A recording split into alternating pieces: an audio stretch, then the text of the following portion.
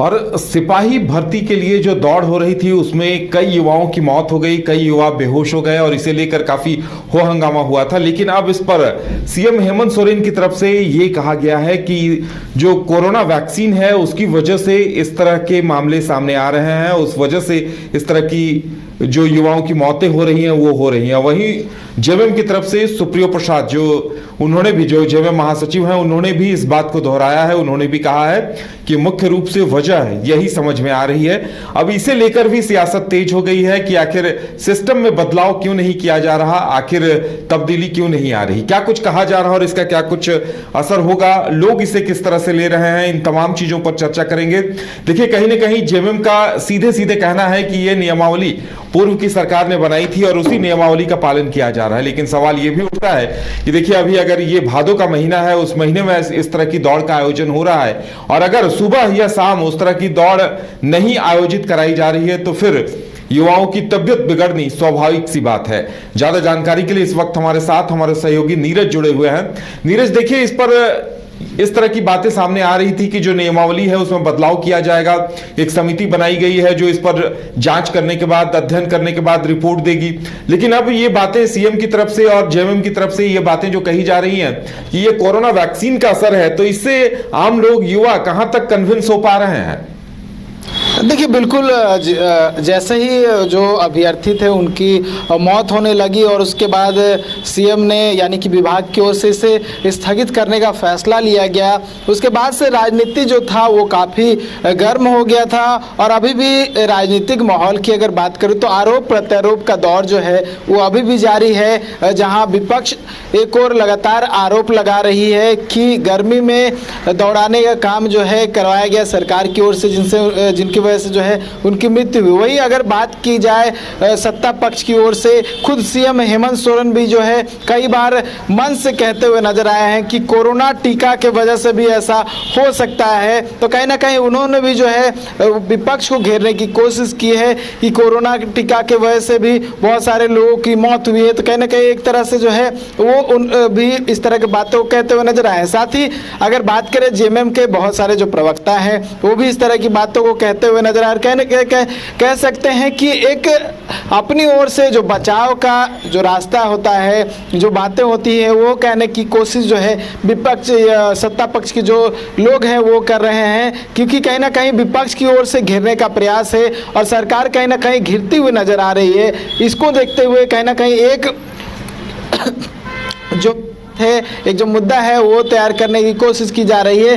हालांकि अगर बात करूं नियमावली को लेकर तो नियमावली में अभी फिलहाल जो है कोई बदलाव नहीं किया गया है, लेकिन जो सत्ता पक्ष की ओर से कहा गया है कि नियमावली में त्रुटि है और त्रुटि की वजह से ही जो है इस तरह का जो घटना है वो सामने आ रहा है। नियमावली में पहले बदलाव हो जाना चाहिए, लेकिन ये जो है आप कह सकते हैं राजनीतिक मुद्दा बन गया है। हालांकि सत्ता पक्ष के लोग जो है वो कह रहे हैं कि इसे राजनीतिक मुद्दा बनाने की कोशिश की जा रही है और विपक्ष के पास मुद्दे नहीं हैं, इसलिए इस उत्पाद सिपाही का मामला को जोर जोर से उठाया जा रहा है।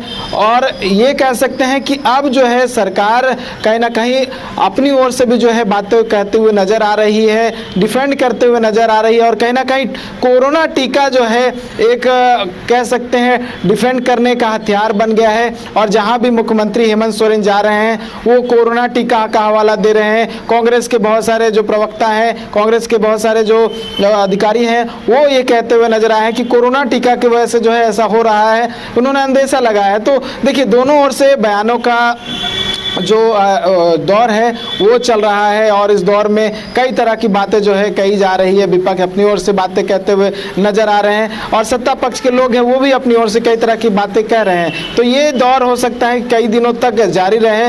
हालांकि नया अपडेट जो है एक बार फिर से बहाली शुरू होने वाली है, देखने वाली बात होगी। कई तरह की मांगे भी सामने आ रही थी। कई बार ये भी कहा जा रहा था कि पहले लिखित परीक्षा ले लें, उसके बाद युवाओं को मौका दिया जाए कि वो दौड़ के लिए प्रैक्टिस कर लें। साथ ही ये भी बातें भी सामने आ रही थी कि जिस तरह से बिहार में वहां दौड़ काफी कम किलोमीटर 1.5 या 2 किलोमीटर दौड़ाया जाता है, झारखंड में वो 10 किलोमीटर है, तो वहां भी तब्दीली की बात सामने आ रही थी। तो लगता है कि सरकार की तरफ से इस पर पहल नहीं की जा रही है। बस अभी जो अधिसूचना आई है उसमें अब पलामू में चियाकी हवाई अड्डे वाले मैदान में वहां पर दौड़ नहीं होगी कहा गया है, और अब 3-3 हजार के लॉट में दौड़ होगी, इस तरह के निर्देश जारी किए गए हैं। तो लगता है कि कोई खास बदलाव नहीं हो रहा है।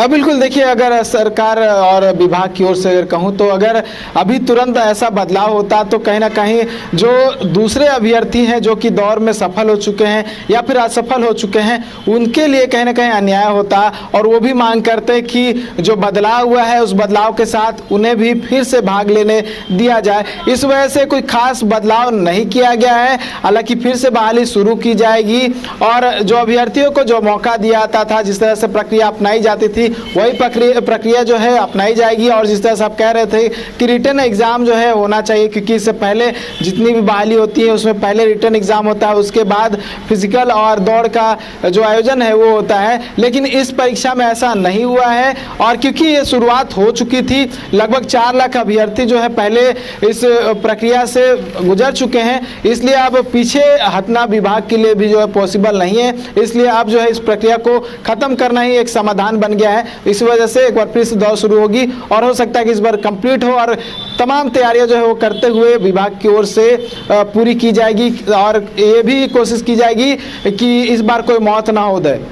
चलिए नीरज, हमारे साथ जुड़ने के लिए और तमाम जानकारी देने के लिए आपका बहुत बहुत धन्यवाद। तो देखने वाली बात ये होगी कि अब जब दोबारा ये भर्ती परीक्षा शुरू होती है तो क्या कुछ रिस्पॉन्स रहता है, और इस तरह के हादसे फिर दोबारा सामने आते हैं या नहीं, ये भी देखने वाली बात होगी।